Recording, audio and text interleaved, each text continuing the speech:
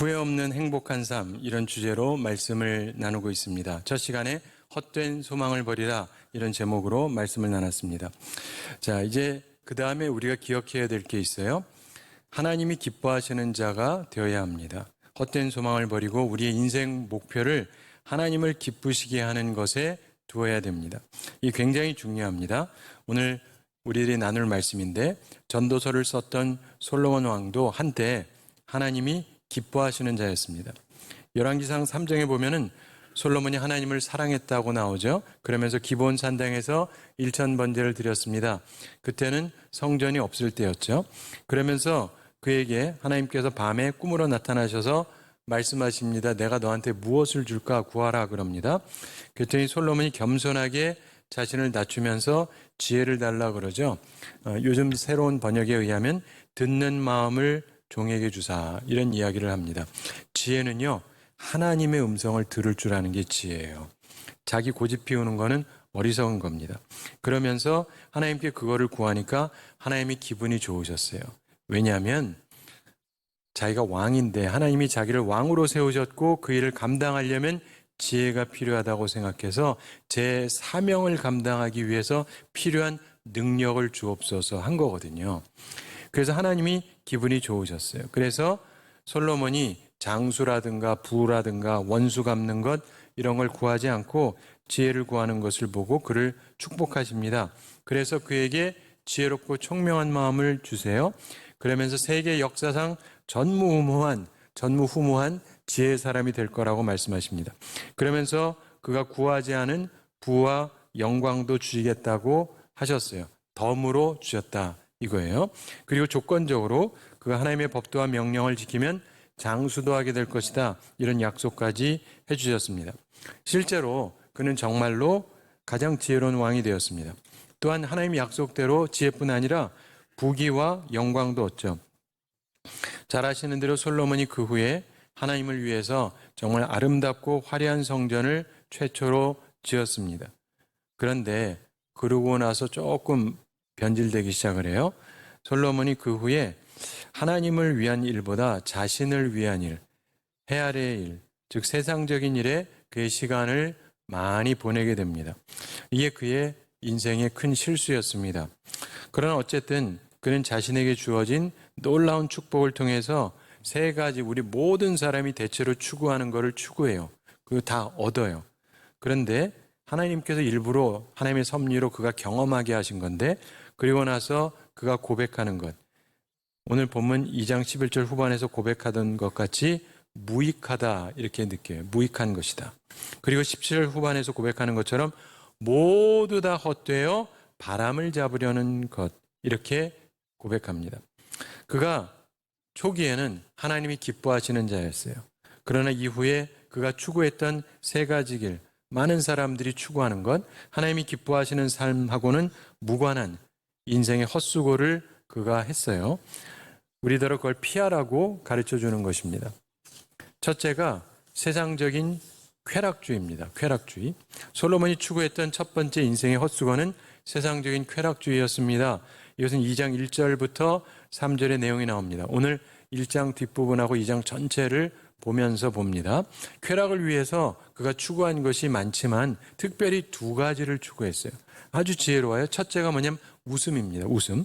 그리고 둘째는 술이었어요. 아주 의미심장한 선택을 한 겁니다. 자, 보통 사람이요, 많은 지식을 갖잖아요. 그럼 대체로 우울해지기가 쉽습니다. 똑똑한데 밝은 사람이 별로 없어요. 근데 솔로몬은 웃음을 추구했습니다. 사람이 항상 웃을 수 있다고 그러면 좋지 않습니까? 그리고 술을 마시면 기분이 좋아진다고 그래요. 다 모르시겠지만 저도 잘 몰라요. 근데 기분이 좋아진대요. 그런데 그가 적당하게 술을 추구했습니다. 3절 초반에 내가 내 마음으로 깊이 생각하기를 내가 어떻게 하여야 내 마음을 지혜로 다스리면서 술로 내 육신을 즐겁게 할까, 이런 표현이 나와요.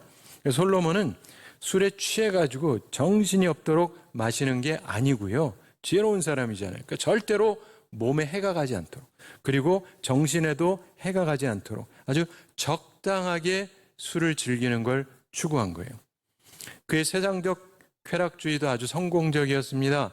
근데 이게 그에게 낙이 되지 못했다는 것입니다. 솔로몬은 유머도 알고 적당한 술로 쾌락을 즐겨본 사람입니다. 그 속에 즐거움이 없었던 것은 아니죠. 그런데 그가 내린 결론은 2장 1절 후반에서 고백하는 것처럼 이것도 헛되도다 이거예요. 잘 웃고 적당히 술 마시면서 즐기면 좋을 것 같은데 결국 헛되다 이런 고백입니다. 세상적인 쾌락주의 추구하는 것, 순간적인 즐거움은 있겠죠. 근데 결국 사람의 마음을 허무함에서 벗어나지 못하게 합니다. 이걸 기억하시고 쾌락주의 피하시기 바랍니다. 솔로몬이 추구했던 두 번째 인생 수고가 있습니다. 바로 세상적 물질주의입니다. 물질주의. 2장 4절부터 11절에 그 내용이 나오는데요. 특별히 그가 추구했던 물질주의는 4절 초반에 함축적으로 설명이 돼요. 나의 사업을 크게 하였노라. 솔로몬은 왕이잖아요. 그 작은 사업이 아니에요. 여러 가지 프로젝트를 벌린 겁니다. 근데 전부 성공적이었어요. 지혜로우니까. 그는 궁전도 지었습니다. 돈이 많이 들었겠죠? 보통 왕이 궁전 지으면요, 그 자체가 국가의 무리가 될 정도의 굉장한 사업이에요. 근데 그는 힘들게 되지 않았습니다. 그리고 농업사업도 벌였어요. 그리고 물 주기 위한 수로 사업도 벌였습니다. 그거 하다가 꼭 잘 되는 건 아니잖아요. 근데 그는 무조건 다 잘 돼요. 전부 성공적입니다. 수많은 노비를 갖고 있었고 목축 사업에도 손을 댔는데 역시 성공적이었습니다. 그러면서 엄청난 재산을 축적했어요. 나라가 엄청나게 부강해졌습니다. 그의 부는 당시 세계 최고였습니다. 처와 첩이 많았다고 8절에서 얘기하죠. 그 수가 1000명입니다. 후궁이 700, 첩이 300. 그래서 그의 세상적인 쾌락주의 그리고 세상적 물질주의 아주 성공적이었습니다. 그만큼 세상적인 물질주의에서 성공한 사람은 아무도 없어요. 그런데 9절에서 그가 창성했다고 말하거든요. 어느 누구보다 뛰어나게 되었고 10절 보세요. 무엇이든지 내 눈이 원하는 것을 내가 금하지 아니하며 무엇이든지 내 마음이 즐거워하는 것을 내가 막지 아니하였으니 이렇게 말합니다. 엄청난 얘기예요. 그는 왕의 절대 권력을 가지고 있었습니다. 게다가 지혜롭잖아요. 왕이라고 다 지혜로운 건 아니죠. 그런데 그래서 그가 지금 우리가 사는 세상에 어느 누구도 그렇게까지는 할 수 없는 물질적인 성공을 했어요. 보통 부자들도요, 그래도 아끼면서 부를 모읍니다. 그런데 이 사람은요, 쓰고 싶은 대로 다 쓰는 거예요. 보통 사람 같으면 웬만한 왕이라도 솔로몬처럼 지출이 많잖아요. 그럼 곧 망하게 됩니다. 그런데 그는 지출이 엄청나게 많아요. 하고 싶은 대로 다 해요. 그런데 계속 돈이 늘어가요. 엄청난 얘기예요. 솔로몬의 삶은 말 그대로 최고였습니다. 그의 물질주의. 수종 드는 사람들이 얼마나 많은지 시바 여왕이 놀랄 정도였습니다. 그 당시에 시바 여왕이 당대 최고의 왕 중에 하나예요. 근데 이 사람이 보고 기겁할 정도로 엄청났다. 그 사람 다 먹여 살려야 되거든요. 솔로몬이 사용하는 모든 그릇이 뭐였습니까? 금. 은은 쓰지도 않았대요. 네. 그리고 커다란 금방패 200개, 작은 금방패 300개를 만들어가지고 궁전 예식할 때 사용합니다. 그래서 부와 명예를 과시했습니다. 여러분, 금덩어리 하나 어기될 텐데 이게 방패를 만들려면 이게 얼마예요? 500명 시위대가 모두 금으로 만든 방패를 들고 있습니다. 참 엄청난 이야기입니다. 그리고 상아로 큰 모자를 만듭니다. 그리고 또 정금으로 입혀요. 그리고 수도 예루살렘에서는요, 은은 돌같이 흔했다는 그래요.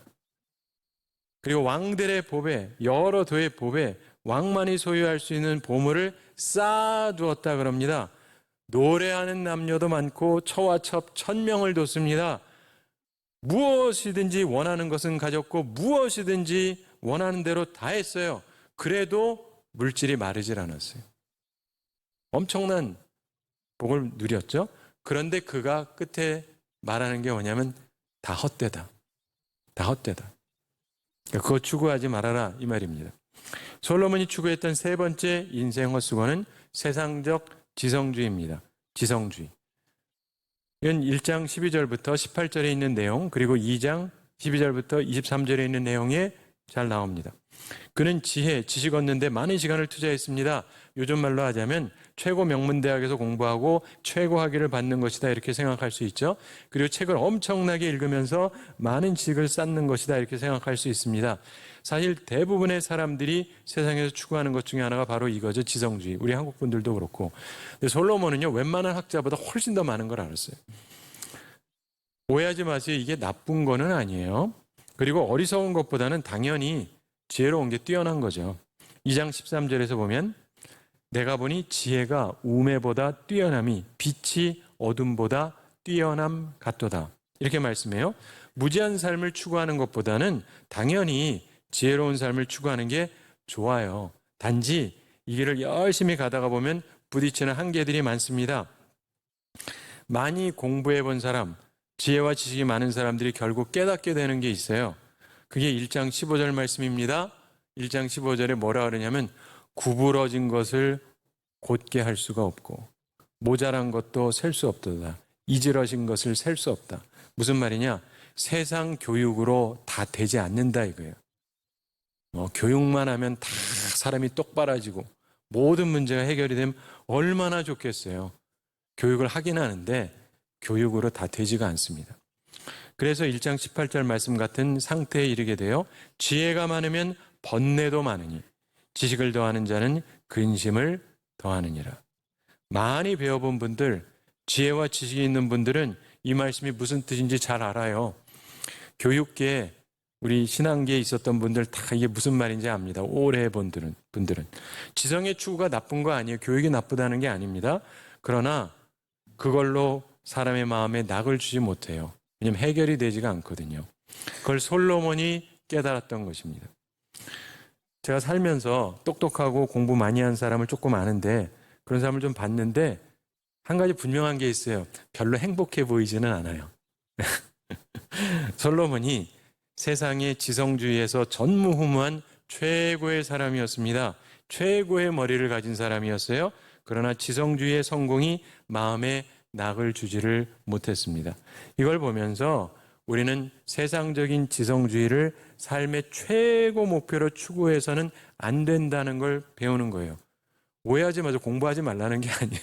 그것도 중요하지만 그게 유일한 최고의 목표가 되면 인생 끝은 허무할 수밖에 없습니다. 많이 배우고 좋은 학교 다니고 좋은 학위 갖는 거 이거 나름대로 좋지만 이것만으로는 우리에게 낙이 없습니다. 이 세상을 살면서 어느 누구도 이 솔로몬처럼 세상적인 즐거움 다 누려본 사람이 없습니다. 그는 가장 지혜로운 사람이잖아요. 쾌락 추구도 엄청나게 했어요. 아주 성공적인 사람이었습니다. 그리고 여러 사업을 벌려가지고 일마다 성공했습니다. 뭐 쾌락이라든가 물질이라든가 지성이라든가 이 사람 다 가지고 누렸습니다. 그런데 결국 솔로몬이 2장 11절에서 그 결국을 표현합니다. 2장 11절 우리 함께 읽어보겠습니다. 그 후에 내가 생각해 본즉 내 손으로 한 모든 일과 내가 수고한 모든 것이 다 헛되어 바람을 잡는 것이며 해 아래에서 무익한 것이로다. 아멘. 다 헛되다. 바람 잡는 것 같다. 무익하다. 그러면서 17절에서도 이렇게 표현합니다. 이러므로 내가 사는 것을 미워하였노니 예전에 내가 사는 것을 하나였노니 이렇게 개역성경에서 얘기했습니다. 이는 해 아래에서 하는 일이 내게 괴로움이요 모두 다 헛되어 바람을 잡으려는 것이기 때문이다. 이런 말씀을 합니다. 자, 이유가 뭔지 아세요?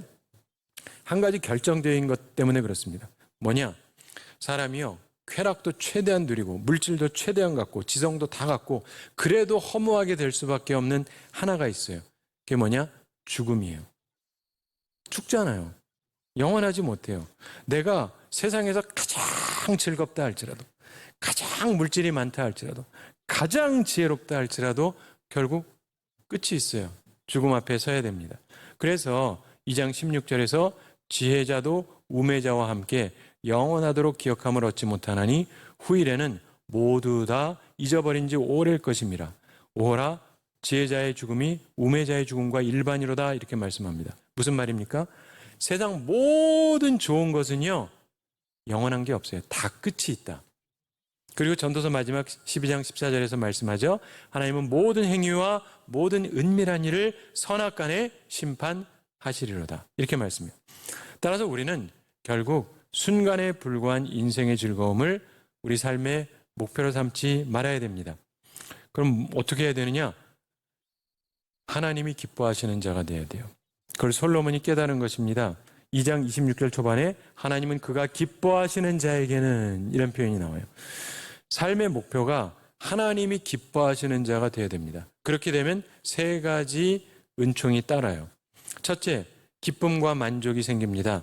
하나님이 기뻐하는 자가 되면 삶의 기쁨, 만족이 찾아옵니다. 2장 24절에 보시면은 사람이 먹고 마시며 수고하는 것보다 그의 마음을 더 기쁘게 하는 것은 없나니 내가 이것도 본즉 하나님의 손에서 나오는 것이로다. 이렇게 말씀하죠. 하나님의 기뻐하심을 입으면 먹고 마시며 수고하는 가운데서 마음을 기쁘게 한다. 이거 예전에 개역에서 심령으로 낙을 누리게 한다 그랬는데 우리 다 먹고 마시죠. 그런데 마음의 기쁨, 마음의 낙, 이게 어디서 오냐? 하나님이 주신다는 거예요. 만족을 얘기합니다. 마음을 기쁘게, 개역에서 심령으로 낙을 누리게 된다. 이게 만족을 얘기하는데 하나님이 기뻐하는 자에게는 만족감을 주신다는 거예요. 러시아의 위대한 문학자 톨스토이 잘 아시죠? 이 사람이 귀족의 아들이었습니다. 백작이었어요. 그러니까 출신 자체가 좋아요. 집안도 잘 살았어요. 부잣집이에요. 그리고 자기 스스로가 똑똑하고 지식, 부, 명예 다 있습니다. 그 당시 러시아 사람들 소위 교회 다녔어요. 우리 같은 교회는 아니지만 애간 교회 다녔거든요. 근데 불행해요. 행복이 없어요. 근데 놀라운 것은 살펴보니까 자기뿐만이 아니에요. 자기 주변에 다 소위 상류층 사람들이 있는데 이 사람들 교양 있고 소위 교회도 다니는데 전부 다 불행해요. 이상하다. 근데 그러던 어느 날 가난하고 배우지도 못한 농노들 가운데 만족이 있는 걸 봅니다. 그래서 엄청나게 충격을 받아요. 인생의 대전환이 오게 되는데 이 사람도 아무것도 없어요. 가진 것도 없고 배운 것도 없고. 그런데 어떻게 만족을 하지? 나랑 다른 사람들은 상류층에서 다 가지고 있는데도 불행한데? 그래서 알아봤더니 농노들에게 뭔가 있는 거예요. 그게 뭐냐면은 온전한 신앙, 온전한 믿음이에요. 쉽게 말해서 다 교회 다니는데 상류층 사람들은 온전한 믿음이 없는 거예요. 그러니까 하나님이 기뻐하는 신앙이 아니니까 만족이 없어요. 근데 밑에 있는데 이 사람들은 참된 신앙을 갖고 있으니까 참된 만족이 있었다. 오해하지 마세요. 없어야만 만족이 있다는 게 아니라 있든 없든 상관없어요. 중요한 건 참된 신앙을 갖느냐 이거예요. 인생을 수고하면서 참된 만족을 얻는 것은 하나님이 기뻐하는 자에게 주어지는 은총이에요. 그러니까 꼭 하나님이 기뻐하시는 자가 되셔야 돼요. 그래야 기쁨과 만족감이 생기는 거예요.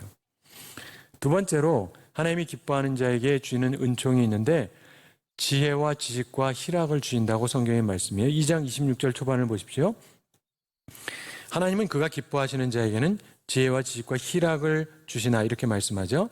하나님이 기뻐하시는 자에게는 하늘의 지혜와 지식, 하늘의 참된 지혜와 하늘의 참된 지식을 주시고 참된 희락, 기쁨, 행복 주신다 이 말이에요. 여러분 갤럽 조사라는 말 다 들어보셨죠? 통계 여론조사할 때 흔히 갤럽 조사라고 예전에 많이 그랬는데 이 갤럽이라는 말 어떤 사람의 이름입니다. 조지 갤럽이라고 하는 미국 심리학자의 이름을 딴 건데 이 사람이 통계 여론조사법의 창시자예요. 뭐 요즘에는 뭐 조금 이상한 말들도 있지만 본래는 제대로 했었죠, 이 사람이. 그래서 흔히 통계 여론조사를 할 때 갤럽 조사라는 표현을 많이 했고 지금도 있죠. 그런데 바로 이 조지 갤럽이 TV 인터뷰를 했습니다. 그러면서 가장 행복한 사람, 그리고 가장 불행한 사람, 이 사람들을 통계를 내가지고 설명을 해줬어요. 갤럽의 말에 의하면 가장 행복한 사람이 누구냐? 생생한, 살아있는 종교적인 체험을 가진 사람들. 교회 다닌다가 아니고 살아있는 그러한 신앙 체험을 가진 사람들에게 있다. 교회 다닌다고 꼭 행복한 건 아니에요. 그런데 교회 생활하면서 진짜 살아있는 생명력 있는 신앙 체험하는 사람들이 가장 행복하다. 통계조사에 의하면 그렇습니다. 다시 말해서 하나님이 기뻐하시는 자에게 행복이 함께한다는 거예요. 통계 여론조사에 의하면. 그리고 가장 불행한 사람은 누구냐? 그것도 좀 이상해요. 갤럽의 말에 의하면 밤낮으로 술집에 드나드는 사람이래요.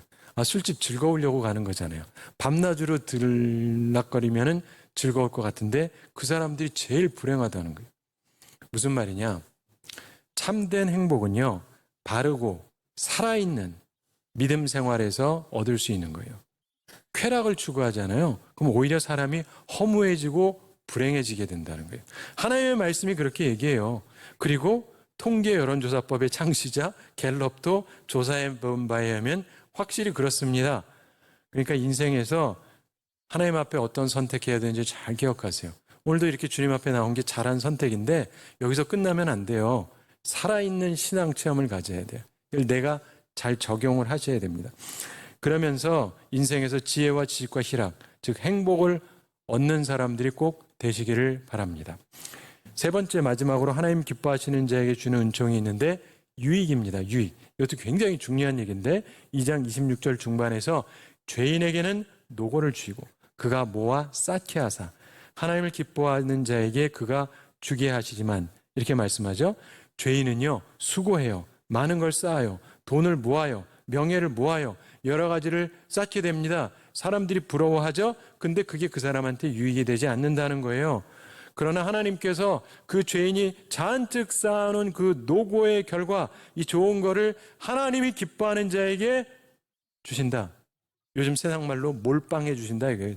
하나님이 좋아하는 사람한테 너다 가져라 이러신다는 거예요. 하나님을 기뻐하는 자에게 주어지는 은총은 삶에서 유익을 얻는다는 거예요. 이것이 하나님께서 창조주이시고 이 세상을 다스리시는 분이기 때문에 하나님이 하실 수 있는 것이고 하나님이 임의로 결정해버리시는 거예요. 그러므로 하나님이 기뻐하시는 자가 되시기 바랍니다. 제 한 가지 이야기 말씀드리면서 오늘 말씀을 마치겠습니다. 예전에 미국에서 있었던 실화인데 어떤 큰 부자가 있었습니다. 근데 나이가 들어도 부부에게 자식이 생기지를 않아요. 그러다가 아주 늦게 아들을 하나 낳습니다. 얼마나 귀하겠어요. 아들을 키우면서 유모도 들여가지고 정성껏 잘 키웠습니다. 그런데 어느 날 살인 강도가 들어왔어요. 그래가지고 그 아기가 희생이 됐습니다. 아이의 부모가 얼마나 애통하겠어요. 오랜 세월 애통하다가 아기 없이 죽었습니다. 근데 유서도 없이 죽었어요.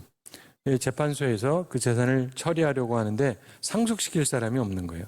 근데 한 번은 이 아이에게 젖을 먹이던 유모가 그 시장 고물상에서 뜻밖의 그때 그 어린아이 그 사진이 있는 액자를 봤어요.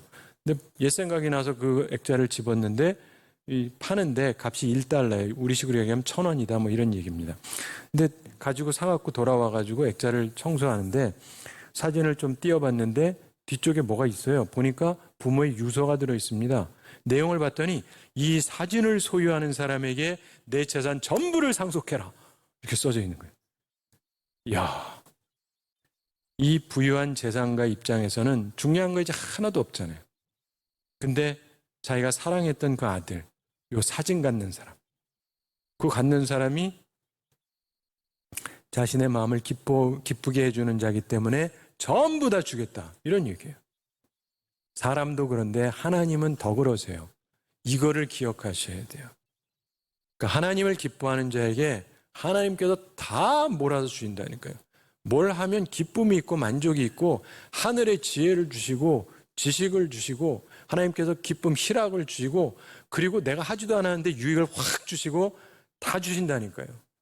이게 성경 말씀이에요. 제 얘기가 아니라. 사랑하는 성도 여러분, 그러니까 목표를 어떻게 잡아야 되는지 아시겠죠? 하나님이 기뻐하는 자가 돼야 되겠다. 이걸 인생 목표로 잡으셔야 돼요. 하나님이 기뻐하는 자가 되고 하나님께 영광을 돌리고 이게 우리의 인생 목표가 되어야 합니다. 그렇게 살아가게 될 때 여러분은 후회 없는 인생을 살게 돼요. 행복한 인생을 살게 될 것입니다. 바라기는 이 말씀을 기억하면서 이제부터는 정말 하나님 중심으로 살아가세요. 항상 하나님의 나라와 의를 먼저 구하세요. 그럼 하나님이 나머지는 다 책임져 주십니다. 그렇게 해서 복된 인생을 살아가는 우리 모두가 되기를 우리 주님의 이름으로 축원합니다.